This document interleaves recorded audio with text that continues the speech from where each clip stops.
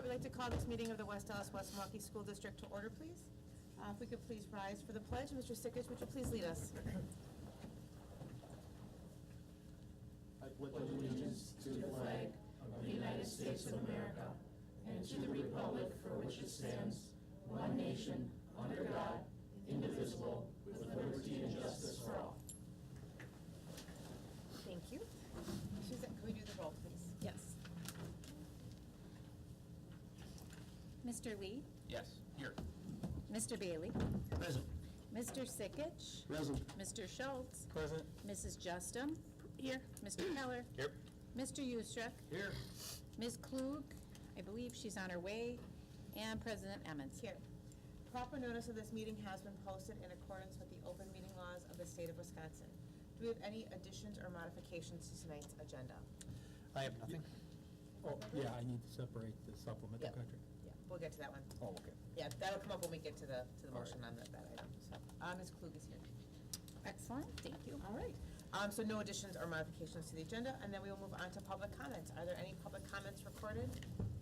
I believe so. No public comments. All right, we will go on to item number 7, the superintendent's report. Great, thank you and good evening, everyone. We'll start with our report from West Allis Nathan Hale High School. Our student representatives are here, so introduce yourself to the board and to the public and share your report. Okay. Hi, I'm Nicholas Powers. I'm Anna Coleman. I'm a senior. Okay. This month we would like to highlight the following from Nathan Hale High School: Tale/Central Drama, the musical production Cinderella. Also in music, the Collage concert, the ACT test, student recognition, national merit program, academic and career planning, college and career night and mock interviews, and activities and athletic update. So the Hale Central musical Cinderella was a huge success this past weekend. It was a great collaborative effort between the two high schools, with the female lead, Hannah Filter, being a freshman from Central, and the male lead, Enrique Crespo, being a first-time actor on the stage from Hale. It featured over 100 Nathan Hale and Central students in the cast, crew, and pit orchestra. Attendance totaled over 1,100 people for the 4-day production. Awesome work. The music Collage concert is next week, Wednesday, March 20th at 7 p.m. The Nathan Hale Music Department will be hosting its Collage concert in our auditorium, which will feature many of the students' solo ensemble pieces in preparation for the district solo and ensemble competition being hosted at West Allis Central on Saturday, March 23rd. This not only gives the students a great opportunity to practice their pieces in front of others, but also gives families and the community an opportunity to see many of our talented students all in one show. ACT Week. As you know, all juniors took the ACT and ACT Work Keys tests on February 20th and 21st as a measure of individual student college and career readiness, as well as the Department of Public Instruction accountability measure impacting our state school rating. We had awesome attendance, as we are proud to announce that only 5 of 325 students were not present on day 1, followed by 4 students on day 2, resulting in over 98% attendance. We now have one more opportunity on March 21st and 22nd makeup days to attempt hitting 100%. Student effort was outstanding, and now we wait for the results, which will be communicated to schools and families in about 6 weeks. Students recognized for achievement. Last year, thousands of students as juniors took the PSAT test statewide, along with about 1.6 million nationally. As part of the testing process, the results are used to screen for the National Merit Scholarship Program. I'm proud to announce that 2 of our Nathan Hale High School seniors have been recognized for their exceptional academic promise demonstrated by outstanding performance on this qualifying test for this competition. Sean Borak has recently been selected as a finalist from the 16,000 semifinalists, top 1% in September, and continues to compete for a National Merit Scholarship, while Erica Koster has been selected as a condemned student, top 3% in the 2019 National Merit Program. Congratulations to both of these Hale students on this well-deserved recognition. The Nathan Hale administration, staff, and school community are proud of their accomplishments. The WAWM College and Career Expo. Nathan Hale is hosting the 2019 College and Career Expo on behalf of both high schools this Wednesday, March 13th from 6 to 8 p.m. in the Hale cafeteria. All students grade 9 through 12 in the West Allis-West Milwaukee School District are invited to attend the expo. The event will feature representatives from a variety of 2-year and 4-year colleges and universities, such as UWM, Madison, Whitewater, Oshkosh, Green Bay, Concordia, Mount Mary, Marion, Wisconsin Lutheran, and more. Military branches like the Army, Marines, and National Guard, and local employers, City of West Allis, and Iron Workers Union. Representatives will provide information and answer questions about the admissions and application process. Also, student services staff will be available to answer questions and provide information about scholarship opportunities. In addition, from 6 to 7 p.m., a representative from the Integrated College Planning will be presenting information about their organization and the financial planning process. Mock interviews. On Friday, March 22nd, Nathan Hale Student Services will be hosting a mock interview day as part of our ACP program. This opportunity is available to any individual student in all grades, or teachers may sign up classes as a whole to participate. Community members from a variety of career fields will come to Hale to do the mock interviews with students. Students will be matched to an interview based upon their future career interests, so they get a chance to talk to someone in a similar field related to their career goals. Students should come prepared for an interview, dressed to impress and ready with their resume. Students will sit down with an interviewer to practice their interview skills. Interviewers will then provide students with valuable feedback afterwards. Nathan Hale gives back. On February 23rd from 12 to 3 p.m., Interact Club hosted I Heart Hale Cleanup at Nathan Hale High School.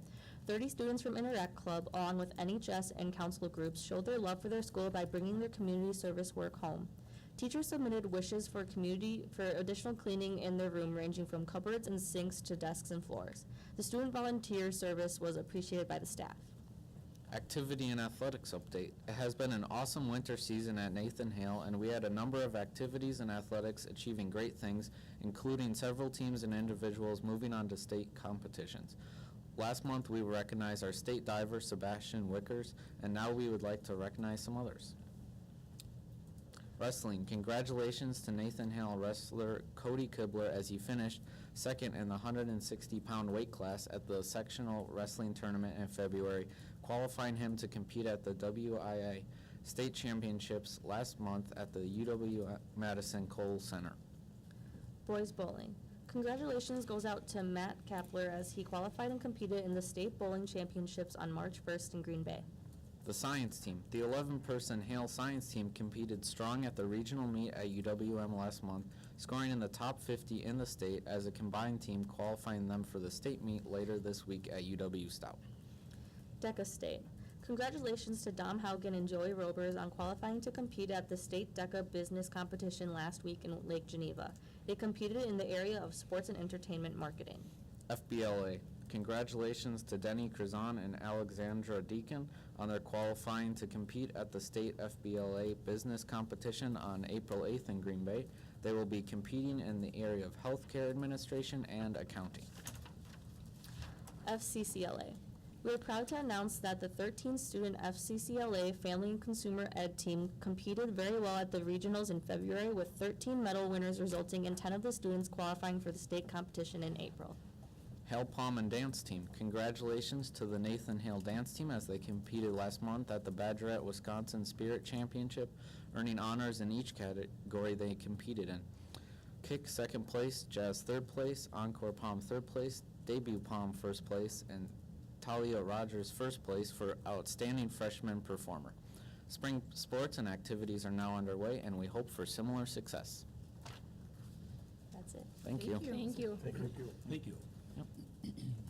Any questions or comments for our students? Carrie? I just want to clarify, did you say the student who played the prince in Cinderella, that was his first time acting? Wow. Yeah. That's good. He was good. Yeah, he was really good. I went on Friday. Just a quick comment about that. I know that we were able to take our grandchildren yesterday, and I was extremely happy to see the collaboration between the two schools. It was fantastic. It was good to see, and keep going. It's Okay. awesome. Thank you. Thank you. We actually attended on Saturday, and I had an opportunity to take a student who I'm currently hosting. He's from Saudi Arabia, and I said, do you have anything like this in your country? He goes, not in school. He said, we sometimes do plays, but even with their theater that they have, they don't have the music. They don't have the orchestra. So it was really fun to be able to share that with them. Thank you so much for all the hard work. No problem. Okay, yeah, you're welcome. Thank you. Yep. Thank you.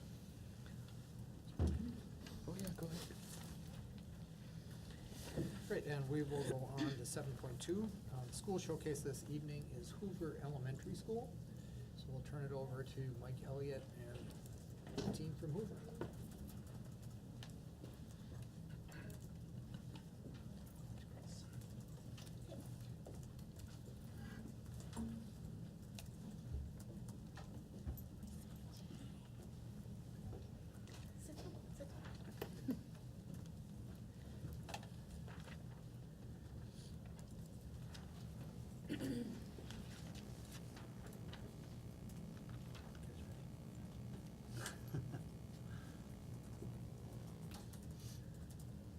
All right, well, can you guys hear me? Yes. Okay, thank you very much. We really appreciate this opportunity to show off what we've been doing at Hoover and to show the excellent work that our students have been doing, staff, parents, families. It's been a really great experience the last year and a half for me. And these two ladies are going to speak later, and they're great examples of students that have really taken what we've wanted from our children and families and have taken off. And they have great goals and aspirations, and they were chosen specifically because they've been talking about it all year, what they want to be when they grow up, and you'll find out later on how neat it is. We have a lot of pictures in our presentation tonight, showing off some of our students. And during the polar vortex, one of our classrooms challenged the students to read and record it and put it on a team Facebook page that they have. So I took them up on their challenge, and I actually went outside when it was 70 below, and my wife videotaped me from inside the house. So I was reading the book Winter is Here. Thought it was kind of appropriate, but the kids all have a QR code, and they can go back, and it's shared school-wide, and they can listen to either themselves read or their parents reading a book to them. So it's kind of neat. This is kind of our North Star, something that we use to guide us. Ms. Carr and I sat down at the end of last year, and we're like, okay, we've got all these things going on. How can we make this work? And I happen to be in an antique store with my son, who loves collecting presidential pins. He's a Hale Junior, and I saw a three-legged stool with one of the legs broken. And I kind of started thinking, okay, well, that's kind of what we do. We've got social-emotional learning with meaningful relationships. We've got active student engagement, that's our deeper learning. And we've got equity and collective ownership for all. And if one of those legs are broken, we're not going to reach personal excellence for our students. So we kind of created this graphic, and it's connected by caring adults, continuous growth, and collaborative problem-solving teams. And I like to say we're on a journey, and some of this stuff we're really strong at, other things we're working on, which I'll share later, some of our challenges. But it's what every teacher has this in their classroom, hanging on their wall. It's what we keep coming back to over and over again. A couple of celebrations. Hoover exceeded expectations on the state report card. Now I know that can come and go, and numbers can change, but if you look at the trajectory over the last couple of years, it's been trending up, and that's really dedicated to our students, our parents, and our staff and their hard work in reaching all children. The other thing I'd like to celebrate is last year we had a lot of seclusions and students running out of rooms and just kind of dysregulated to start the year. So we implemented zones of regulation to teach children how to regulate their emotions. And so far this year, we've only had 2 seclusions. We've cut way down on students running out of the room.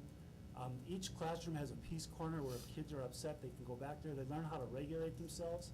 And it really ties in with all the deeper learning concepts as well. So that's been a great success for us. Deeper learning, we try to have it be an everyday experience at Hoover. We don't want it to be, come on in and watch collaboration, or come on in and see growth mindset. We want it to be an experience that we have every day. So to start the year, our staff spent an entire day before school started, and I created an amazing race for them so they could get to know our entire neighborhood, our entire Hoover community. And they had challenges they had to do, selfie challenges. They had to go out and interview people that live in our community. They had to park their car at Morgan Grove and try to get to a grocery store, kind of if a family didn't have a car, experiencing things like that. Figure out how to get from some of our houses in our community down to the enrollment center. And so they had all these challenges that they had to do, and in the process, they met all these people that live in our community. This gentleman here happens to be a safety coordinator at Morgan Grove that is there every night making sure kids are getting on and off the bus and crossing the street. We didn't know that even existed until we went out and started meeting people. So it's kind of cool. And all year we've done this book study, A Curious Classroom, about inquiry-based learning. And it's kind of been what we've been working. Every month we do a different chapter out of the book. And it's something that we live in every day. So our anchor charts on the wall, growth mindset. Here's a K-4 classroom with inquiry that they work on. They happen to be trying to figure out how to make chocolate chip cookies.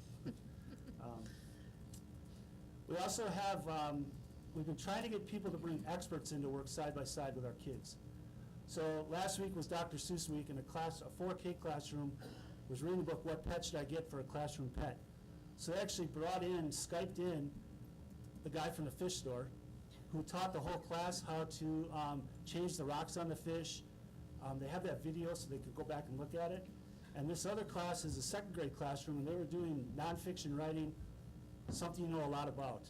So the adventure reporter from the Journal Sentinel came in, spent a day with the kids, and showed how she does her job, and then worked side by side with the kids to help write their projects. So this is the kids in her tent, and she got to talk all about the things she does, and they got to sit right next to an expert and consult with them. So it's kind of neat. We also have coding, code.org. All of our kids code, 4-year-olds all the way through 5th grade. Now the two young ladies, which I really want you to hear from. We've got Leonie Etherly. She's a future architect. Her original plans were Harvard, but maybe Stanford now, right? We don't know. And Mackenzie Wells, she wants to be a surgeon, and today she informed me she wants to be a bilingual surgeon.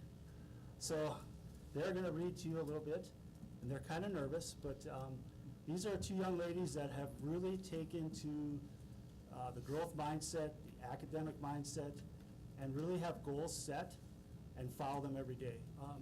I want to point out Mackenzie, I don't want to embarrass her too much, but we've been trying to implement restorative practices, and she was in my office one time when I was in a circle with some students, and she actually took the circle over, and I stepped away, and she helped these younger students kind of solve their conflict.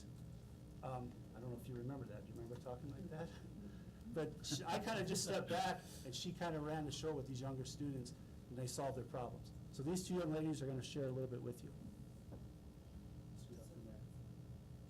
Don't be nervous. Hello. Hello, my name is Mackenzie Wells. And I'm Leonie Etherly. We are here to speak with you and show you that Hoover has opened up our eyes to see that we can do anything through knowledge. We told our principal earlier this year that we want the goal of attending Harvard University. One reason we know we can achieve anything is that we have developed an academic mindset. For example, our class this year has participated in learning about the zones of regulation. The 4 statements that make up an academic mindset are: I belong to this academic community, I can succeed at this, this work has value to me, and with effort I can grow my abilities. This work gives us the ambition to achieve our goals. For instance, in our class this year, we developed and set goals based on rubrics and areas that we can grow on. This helps us by giving us a sense of understanding and ownership of our learning. In addition, our teachers use hands-on activities to help us learn. This makes learning a must. This means that we make sure we are understanding and engaging in our work. It helps us understand the concepts as well. We conduct experiments and models to show ideas and concepts. To do this, we often work on groups with each other to present and share ideas, or to problem solve and grow our ideas off of each other. Sometimes we do STEM activities to collaborate and build our leadership skills. For all these reasons and many more we don't have time for, we want you to know that Hoover is a place where kids can learn, they can do anything through knowledge and what they put their mind to. Thank you for your time. Have a good evening. Nicely done. So yeah, they actually created that all on their own, so I hadn't even seen it. I actually came down here and printed it off real quick over there, so nice work, ladies. So we also have had some larger projects that we've been doing. One of our fourth grade teams wanted to change the seating in their classroom. So the students did all their own research. They tested out some of the seats. They emailed principals in the district. They talked to some of our maintenance people to see what would work and what wouldn't on our floors. They wrote a proposal. They actually created a GoFundMe page and got it fully funded. But it was all student-generated, all student-driven, and it was kind of neat to see.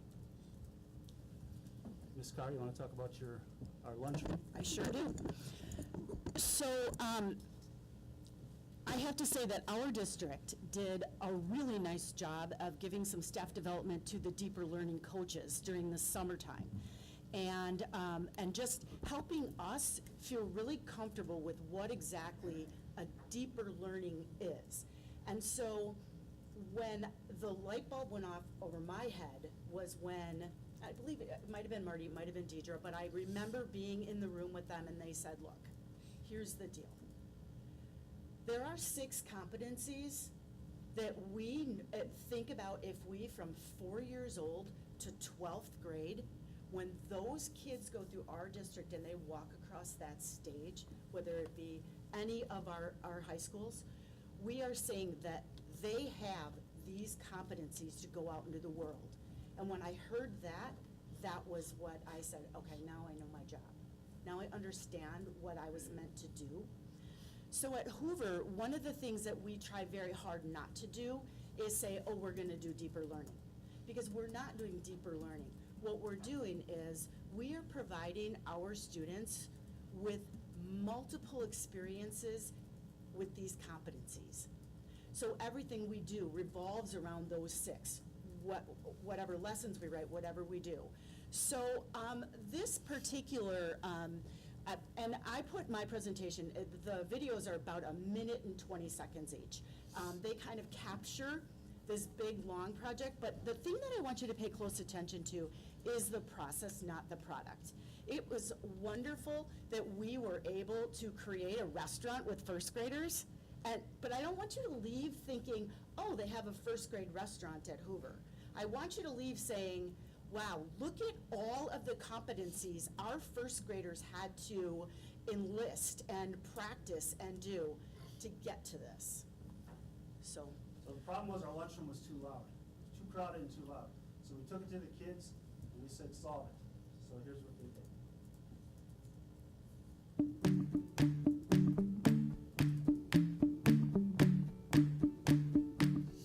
It's teaching us to be not loud or screaming in like a real restaurant.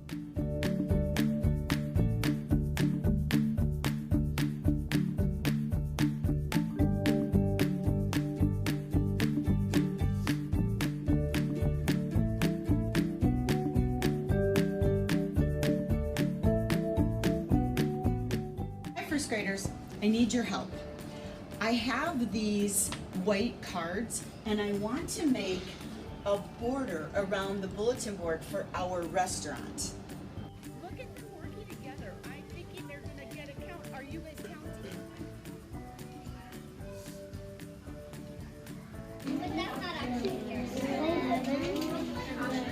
What are those kids doing? That's what we do. I did that. Let's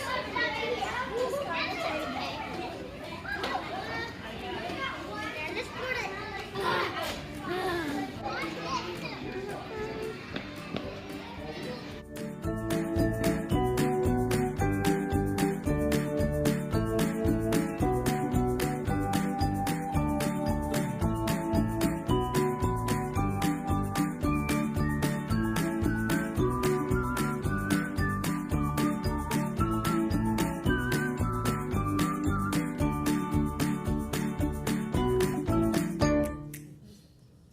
So again, this was really about first graders taking ownership.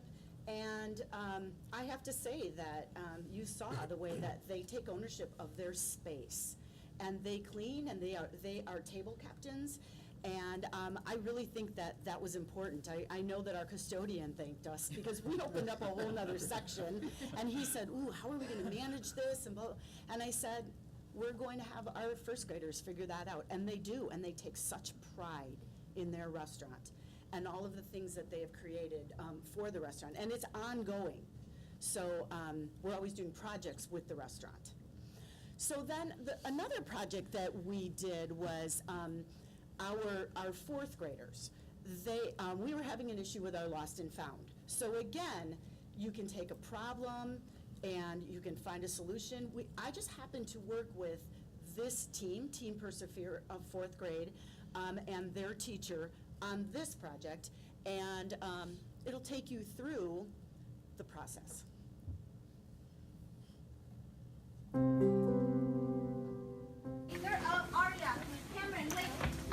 My gosh, what are you guys doing?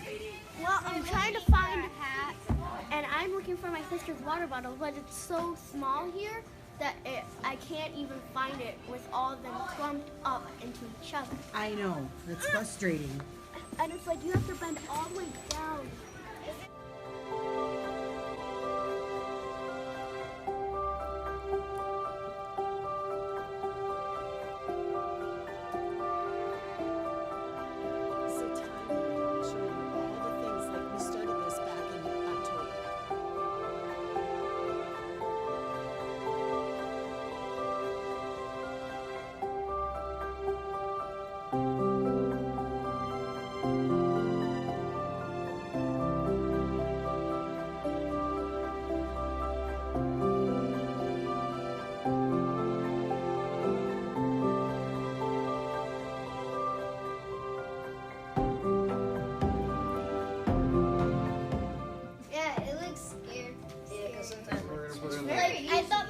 That's perfect, turning it sideways like that. That's very good. I can't. Your hair can actually get You did perfect by turning it sideways, because then you can get it level, right? If you had it up and down, you'd be at a funny angle, and you knew that was not right, so you turned it sideways. That's very good.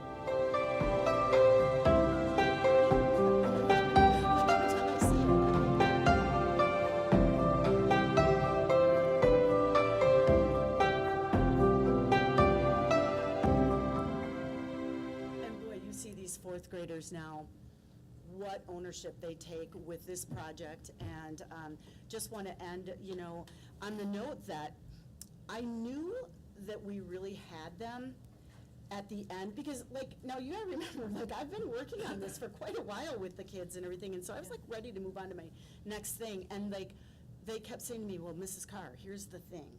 Now we have to tell the kids, because we want the kids to respect this place. And don't you think we ought to write a letter to the parents explaining where this is and where they're gonna be able to find it? And, so I really knew at that point that they were invested in their learning.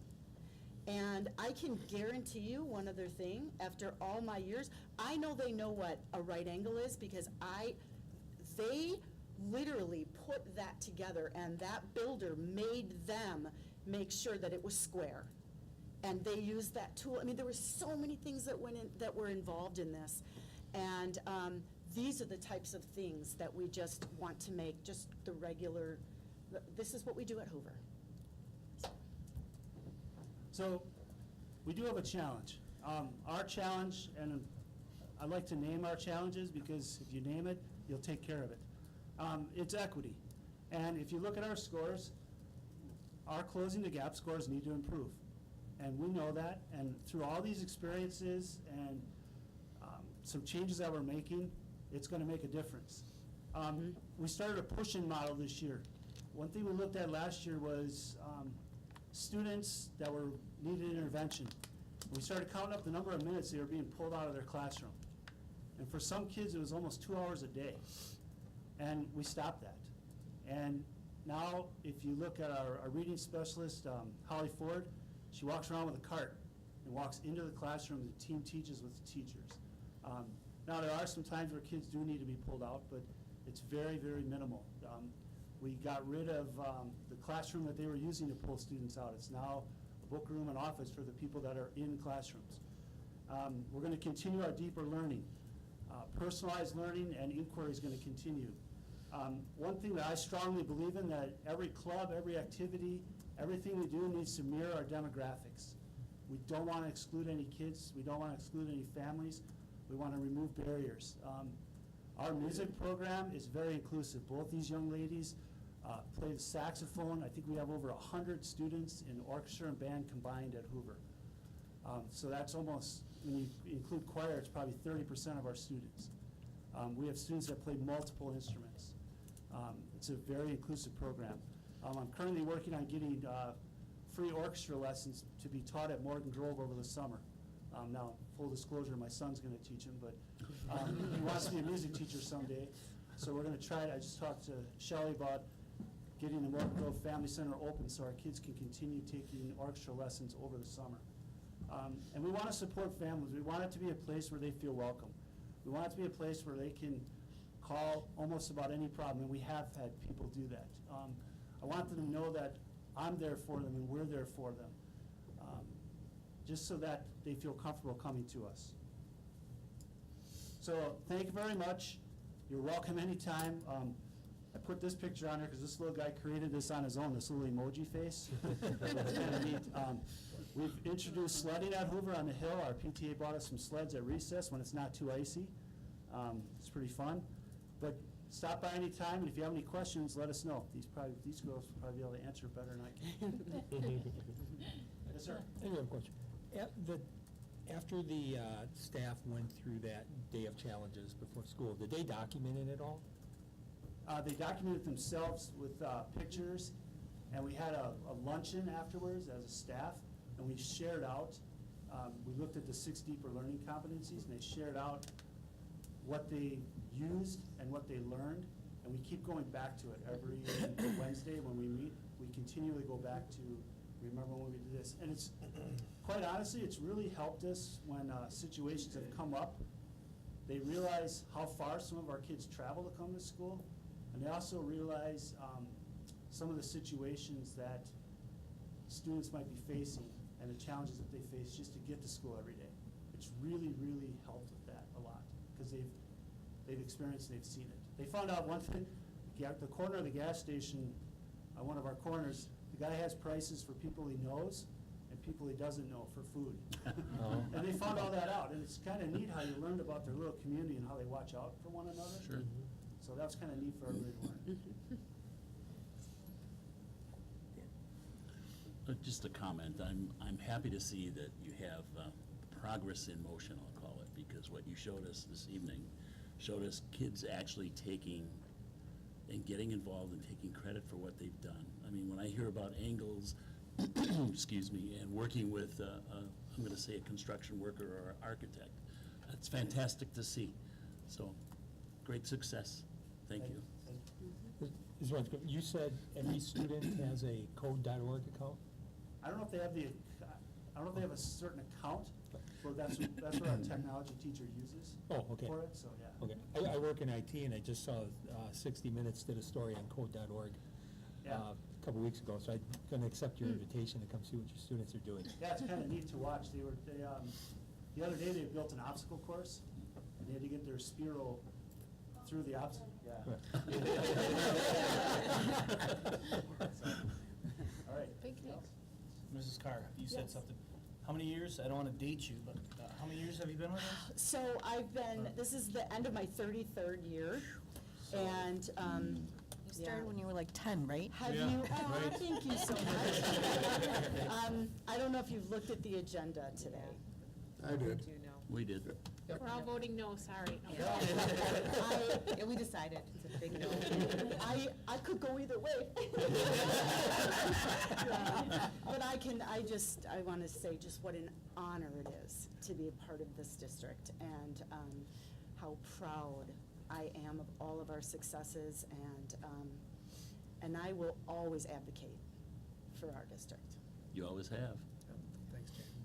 Well, what I wanted to say too was, Yeah. you said something really cool, that you know what your purpose was through this type of stuff, and that's really powerful, because this is a direction that I believe in and what we're doing, and so to hear you say that after that long of time, that's really cool to hear. So, and thank you so much. I love being a learner, and I'm glad that I could share again this year. And what's neat is our kids know their purpose too, because Yeah. Jane takes that and Yes. pushes on it, you know, and it's kind of just neat to see how that all It just goes is. together. Yeah. When it's more purposeful, the kids are way more engaged, so Mhm. it's been neat to see. It's intentional then. Yeah, so thank you. Thank Thank you. Thank you. Good luck to you both getting to Harvard and Stanford. It's warmer in California, though. Absolutely. We got a nice support structure here. They're gonna be very successful, I know. Yes, they will.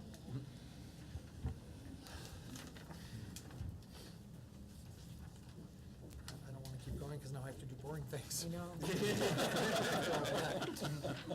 why we're here. So I'll go on to 7.3, the legislative update. You have the document in front of you, but just a couple of the highlights that are in bold there. You know, one of the things that our new Governor, Tony Evers, has proposed is returning to 2/3 funding for schools in the state of Wisconsin, along with a number of other proposals, additional $600 million increase in special education funding, and also a focus on the fact that Wisconsin pays public school teachers less than the national average, which is something, you know, we've talked about here and there, even within our school district. And then he's also really looking at funding public education at every level, and I think it's interesting, increasing technical college funding by $18 million. And, you know, we work to continue to expand our relationship with MATC. And so it would benefit us if there's also dollars that go towards the technical colleges in the state. There's nothing new at the federal level at this point. But in district recognitions, first, I want to start with West Allis Central High School varsity boys basketball team heads to state. So it's kind of fun. I had a meeting with Jeff Taylor, a scheduled one, not related to this today, but of course we checked in on it, and he said it's just the energy in the school is amazing. And I've lived through that as a teacher back when Vincent High School was the big powerhouse basketball school, and it really is fun to be in that. So on Saturday night, the West Allis Central boys basketball team qualified for WIAA boys basketball state tournament. They beat Waukesha West in a double overtime thriller of 78-72 to clinch sectionals. So the team will travel to the Kohl Center this Friday, March 15th, 2019, to play Sun Prairie at 8:15 p.m. in the semifinals. The winner of that game will play for the tournament championship on Saturday, March 16th, 2019. So watch for more information on our district website. Friday will be Maroon and Gold Day all across our district as we support our Central team. So congratulations to Central. Dr. Luxman, is there any sort of effort to like organize a bus or something to go from here there? Yes, absolutely. Beth was on the phone with Justin Marion today, and Jeff talked about it. And oh yes, there'll be buses Great. That head off to Madison. Yep. Fantastic. Thank you. So a couple other recognitions. So Madison Elementary School, after 4 years of hard work and research, deeper learning coach Rebecca Grease has successfully defended her dissertation and will graduate in May with a PhD in language and literacy. So congratulations to her. That is an amazingly difficult thing to do. I've done it, and I didn't do it in 4 years, so congratulations to her. Irving Elementary School, on Saturday, March 30th, 2019, West Allis-West Milwaukee School District music teacher Scott Greger will be recognized with the Certificate of Excellence in General Music from the Civic Music Association of Milwaukee. The recognition event will take place prior to the Milwaukee Symphony Orchestra's performance of Brahms, a German Requiem. The event is held in March to coincide with Music in Our Schools Month. At Wilson Elementary School, a group of first graders were featured on CBS Channel 58 Thursday, March 7, 2019, during the morning news in a segment called Feelings and Fruit Snacks, and that's also linked and up on our website. At James Dotke, teachers Jenny Doherty and Bernie McCarthy were selected to speak at the National At-Risk Educators Network State Conference on February 20th, 2019. And at Shared Journeys on March 4th, 2019, representatives from Elkhorn and Janesville school districts visited Shared Journeys to learn about our school and the infant lab. Lisa Cola was selected to speak at the National At-Risk Educators Network State Conference on February 20th. And Shared Journeys received $1,000 from Jessica Summerfield, a woman who has volunteered at many school events. Summerfield was born to a teen mother and today is a successful mother of 3. Her mother recently passed away, and the donation will be used for a post-secondary school scholarship in her name. And then from Leadership and Learning, Music Education, Joseph Elliott, junior at Nathan Hale High School, is named MISO, Milwaukee Youth Symphony Orchestra, John Downey Creation Project Fellow for his music composition Tango for Strings. The piece had its world premiere when it was performed by MISO's Sinfonia on February 24th, 2019, in the Shattuck Auditorium at Carroll University. In student services, for 3 days in February, Greg Gels, Kellen Lynch, Dave Stanley, Andrea Arjewski, Matt Napoli, Rebecca Schwall, Alyssa Johnson, Jen Kempa, Sadie Boss, Haley Schwitt, and Liz Gold attended teacher training provided by the International Institute for Restorative Practices. Now these staff members can formally train their colleagues on the use of restorative practices in community circles. And then from Sodexo, congratulations on the 6 Future Chef competition finalists, Mark McShane at Hoover, Daisy Yang at Franklin, Emma Kuther and Olivia how do you do it? Zalewski, Jefferson, thank you. Alexis DeVore, Horace Mann, and Ella Tibbetts at Mitchell. These junior chefs will compete for the district championship at Nathan Hill High School's cafeteria on March 20th, 2019 from 5:30 to 6:30 p.m. And then from Communication and Community Relations, the Wisconsin Department of Public Instruction proclaims March 4th through March 9th, 2019 National School Breakfast Week. And for over 30 years, the school breakfast program has contributed to the health and educational development of our children. So that's it in recognitions, and then just a couple quick updates. There were no public comments at our last meeting on February 25th. The board's aware, but I think it's important to also express publicly. I'm, conducting mid-year reviews at this time with all principals. I'm out in schools and sitting with principals and the goals they set in my learning plan, and it's part of our ongoing effort to improve feedback. So when we do the employee engagement survey, one of the things that we need to work on more and more is effective feedback. That is the feedback principals give to me, so I'm trying to be responsive and get out with them. And then I'm going to go back again to do a walkthrough with the principals, so their formal observation or walkthrough will be with their school support team. So each school has a support team that is really managed by Deidre and her team. So I'm going to do walkthroughs a little bit later in the spring with all principals really looking at learning. And then tied to some of that, last week I had the opportunity to go to Dodke High School and sit in on a staff meeting where they were doing a tuning protocol.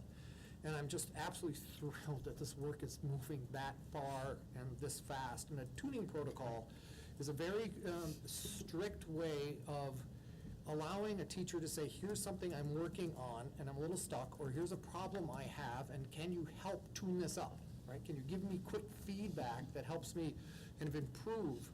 And so 2 teachers presented. These are timed, so these are 10-minute feedback sessions. So there's X number of minutes for somebody to present, 2 minutes to get clarifying questions, 2 minutes. And and in order for them to be successful, you have to follow the process and the clock. And I've seen them when that isn't adhered to. They did a beautiful job at Dotke, and both teachers, in the end, there's a moment for them to reflect back to the group. Both said, wow, that was way better than I expected in terms of really quick feedback. And teams will commit to that because they know there's a beginning and an end, and we're done. We move on. So it's some of the techniques that are coming from our visits to places like High Tech High that Deidre's written about in her updates, where we see those protocols in action.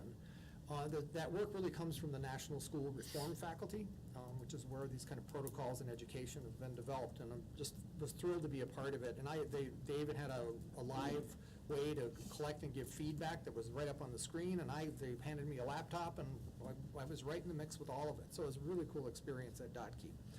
And that concludes the superintendent's report. Wonderful, thank you. All right, we will move on to item 8, the board president's report. We'll start with the review of the board calendar. So today is Monday, March 11th, and we have a regular Board of Education meeting, and then following that we have a closed session, and then following that we have a workshop, Financial Stability and Efficiency on Enrollment and Staffing Budgeting Projections. On Monday, March 18th, starting at 6 o'clock, we will have our board development with Drew. Drew will be back for session 2 to work with all of us. On Monday, March 25th at 6 p.m., a regular Board of Education meeting.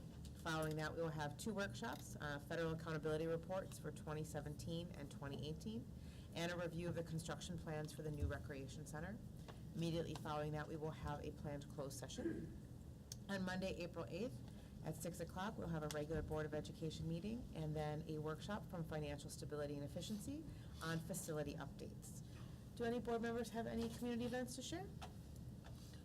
Fred? I just wanted to congratulate Central again. I actually talked to the athletic director this afternoon as well. I think there'll be more information about some of the tickets and other things tomorrow. I am personally planning on going and cheering them on Friday and hopefully Saturday. So congratulations, Bulldogs. I was just gonna say, on music education, we talked about Joseph Elliott.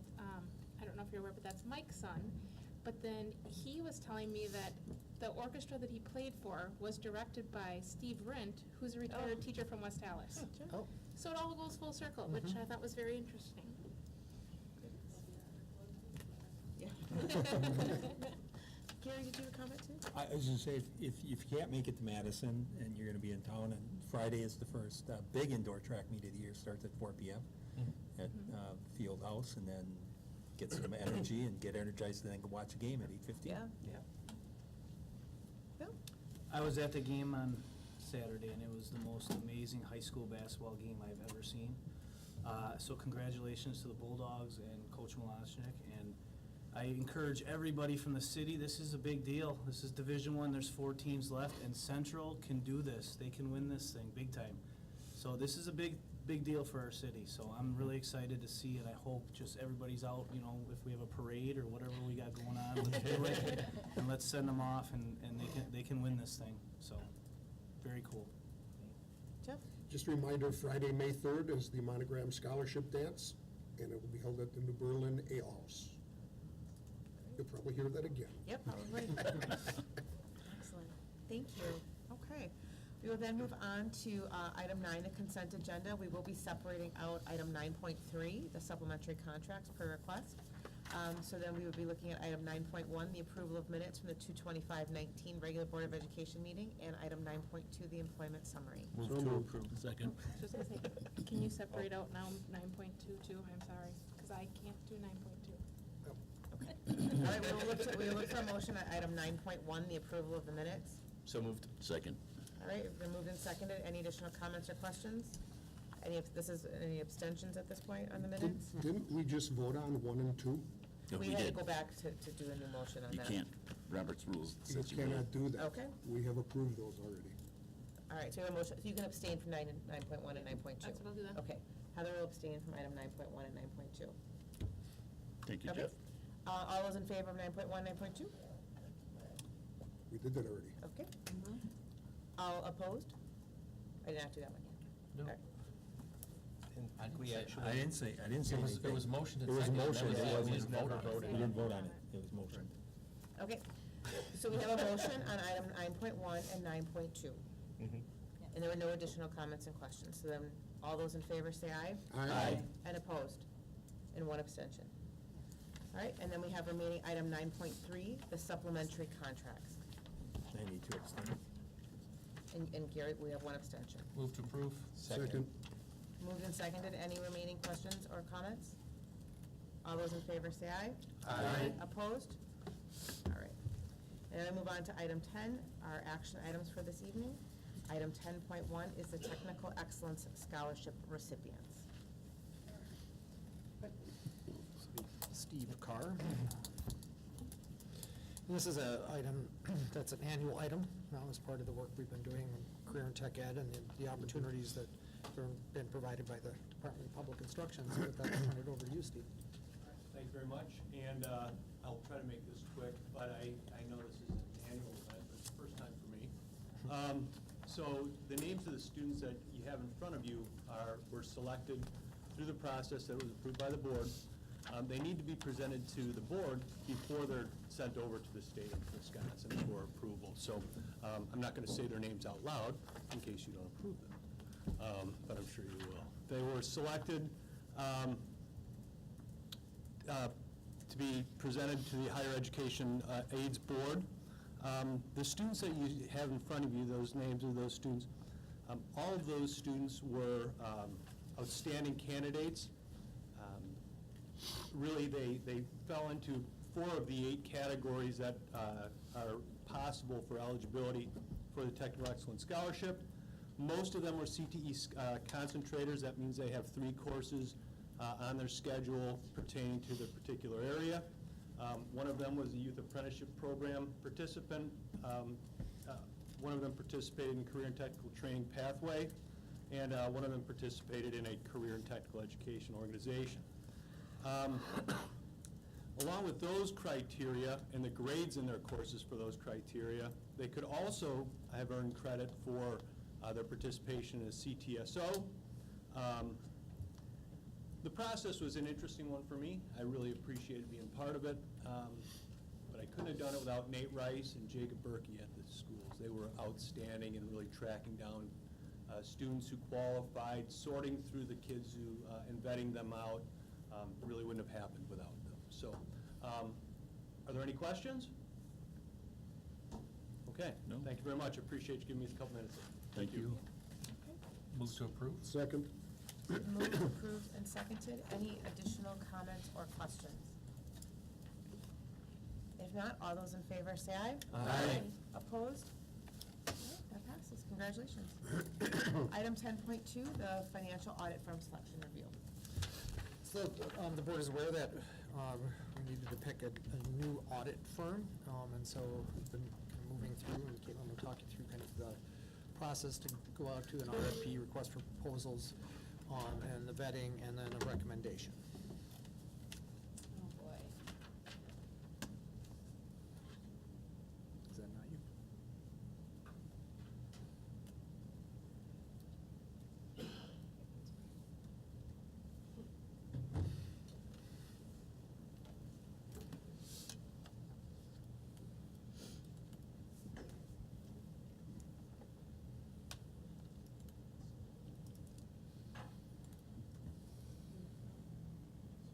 Thank you. Alrighty. Okay, so we've been working through our financial audit RFP, and I'm just gonna do a little bit of the background, and then we'll explain who we chose and why. So our timeline was the RFP was released on February 13th. On March 5th is when proposals were due, and the committee started to score the proposals, and then today we come forth with our recommendation. So the committee was made up of myself, our comptroller Joan Rankin, and our treasurer Noah. So one piece that was really interesting in the 4 proposals that we sent out, or that we received back, was the difference in hours that the 4 firms estimated. In our past, which we did not put out anywhere in questions and answers or anything, our past 3 years, 3 years ago and 2 years ago, we had about 700 hours worth of work. This past year was about 650, and then the 4 firms came back. 2 of them were in the 350 range, and then 2 of them were in the 560, 570 range, which was really odd. But their proposal bids reflected that. So the 2 that were the 300-hour firms, their proposals were each about 40,000, and then the 2 that were 570, 560 were each about 80,000. So it was a major difference, and clearly reflected based on the amount of hours that they estimated the work would take.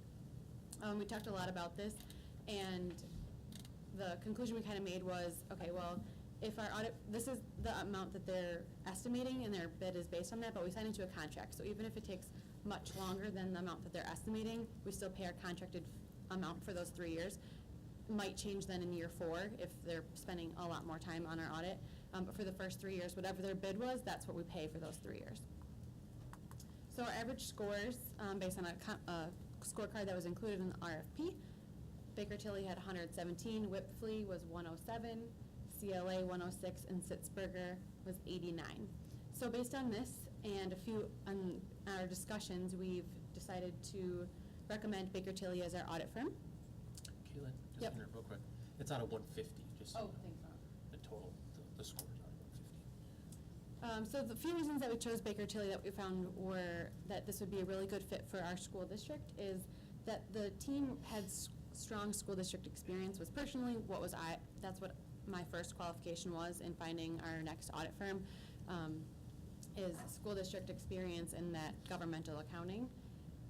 The staff that would be assigned to our audit, they gave us a resume of each of those staff members, and they're very knowledgeable in their past and their resume. And then also the amount of staff that they would assign to our audit is accurate and reasonable. So some firms that submitted an RFP, we found, or submitted a proposal, that their number of staff was less than we've had in the past. And Joan's gone through 3 audits with us now and knows really what's needed to get the job done. So we thought Baker Tilly had a strong proposal with the 4 that they would recommend that would be on-site. And then there were either 5 or 6 altogether. So a couple of them aren't necessarily on-site the whole time, but 4 of them are. Also, the price was right, so they were Baker Tilly was one that submitted the 350 hours, so their bid was about $40,000 each year. And in your executive summary, it says the total for the 3 years. I think the last year went up, so the first years, it's 40,000, 40,000, I think it was 41,125 or something like that, yeah. And then they additionally had to submit a dollar amount for a membership audit. So membership audits are randomly selected by DPI. We haven't had one in a couple of years. Their amount for that would be $8,000. I have a feeling we're going to have one next year just because we haven't had one for a while, but we don't know that until they send their selections out. So we've also had a prior engagement with Baker Tilly. So in our business office transitions a couple of years ago, we had somebody come in from Baker Tilly and reconcile our cash. And that person did a great job, and Joan interacted with her when she started, and that person then was on their way out. And she really felt that she was great at what she did, and she was also personable, which I think is really important in an auditor, that you can learn from them, and they're not just here to tell you what you're doing wrong, but actually consult you in how you can get better. So that was a prior engagement that we had with Baker Tilly that stood out as a good experience, and then we also checked references. We talked to 3 or 4 different school districts that have used Baker Tilly in the past, and they all had great things to say. Things like super thorough. The guy that I talked to that mentioned that said, I know some school business managers might look at that as kind of a negative, but because they're actually super thorough and they will find things and they're they'll come forward with your deficiencies. But that's a good thing and will only help us get better. So with all that said, we're recommending Baker Tilly for the 3-year contract of 18-19, 19-20, and 20-21. Questions? One more thing. Thanks, Dawn. So one last thing that we had with Baker Tilly was we found that they were in litigation in 2012. Noah can share more of the details because he did a little bit of digging into it. But we haven't heard back yet from Baker Tilly. We just reached out to see how that ended, what happened with it. So we have a message out to Baker Tilly when we hear back. We won't sign a contract until we hear back from them. The litigation was not in a school district, it was private sector. So it's not concerning in our field, but we still want to just know how that played out. Do you know? Do you want more details?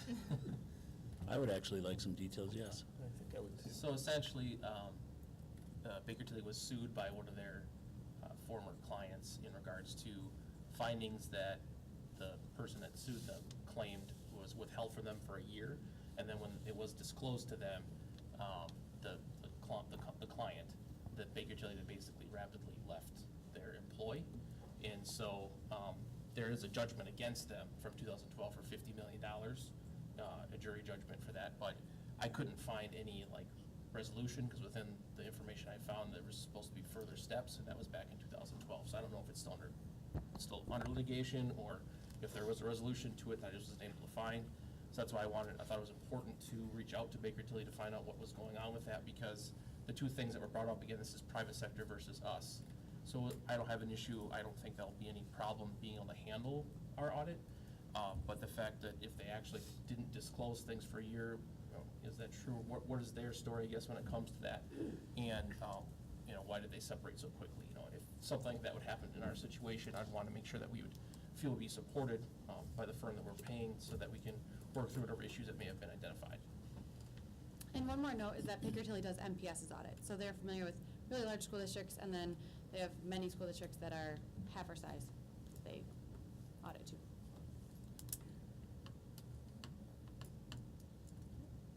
Additional questions for Caitlin? No, we look for a motion. So moved. Second. All right, we've got move and second. Any additional final comments or questions? Not all those in favor, say aye. Aye. Opposed? Okay. All right, that'll work out good. Okay, so we will take a quick recess while we empty the room and get ready for executive session. So 5 minutes, please. All right, so do we have the motion to move into open already? Yeah. Yes, we did. Yes. Do we need to repeat it just so it's on camera? Move to go to open session? Second. All right, and then we would do a roll call into open session. Ms. Klug? Here. Mr. Sikich? Yes or no? You have to say yes or no. Yes, yes. Mr. Keller? Yes. Mrs. Jestem? Yes. Mr. Ustra? Yes. Mr. Schultz? Yes. Mr. Lee? Yes. Mr. Bailey? Yes. President Emmons? Yes. So we move to approve Amendment 8 of the purchase agreement. So moved. Second? Amendment 8 has been moved and seconded. Any additional comments or questions? All those in favor say aye. Aye. Opposed? Okay, Amendment 8 passes. Thank you. Thank you. Thank you. Thanks for your time, Josh. Thank you.